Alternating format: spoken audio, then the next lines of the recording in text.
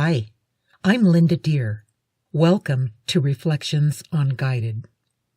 Guided is my true life story of how I mastered living in two worlds at the same time.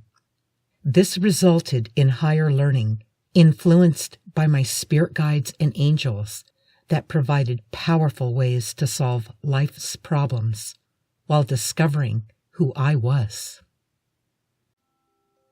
Chapter 4. School exposes me as an oddball. This was my first shot at freedom from my abusive mother. That is, since I ran away from home at 20 months old. The only bad thing about it is that my little brother, just 3.5 years old, was now all alone at home with my mom. I knew my mother didn't want either one of us. And with me heading off to my first day of kindergarten, Larry was now without any protection from her. He didn't know what I did. In fact, he didn't even know spirit guides and angels existed. It turned out that school was boring for me and I didn't fit in. So far, I didn't fit in anywhere. This realization just made for a stronger connection to my guides. Even though no one expressed or demonstrated anything close to what I was always experiencing, I knew nothing was wrong with me. However, I did realize that talking about any of this was not an option. I never told anyone about my experiences with my spirit guides and angels.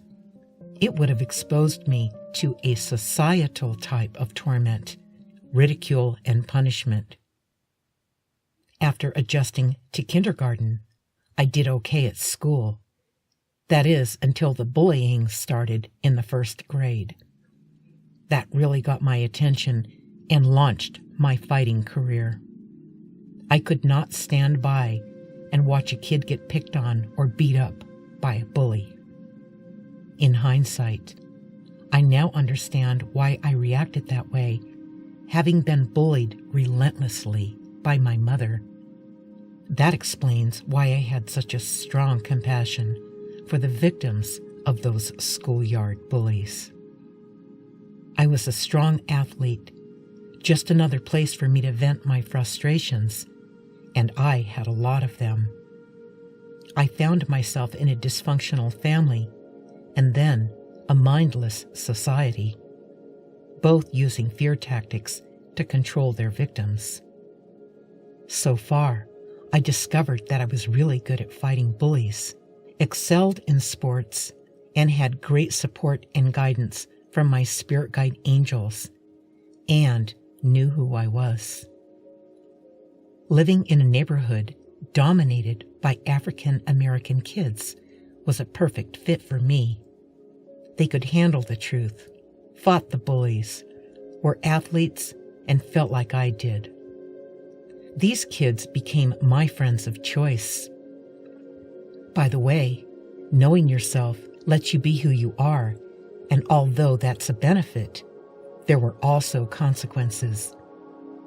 It was 1958, and because of my choices, I was scorned by most of the non-African American kids, the teachers, and especially my mom, who was also a bigot.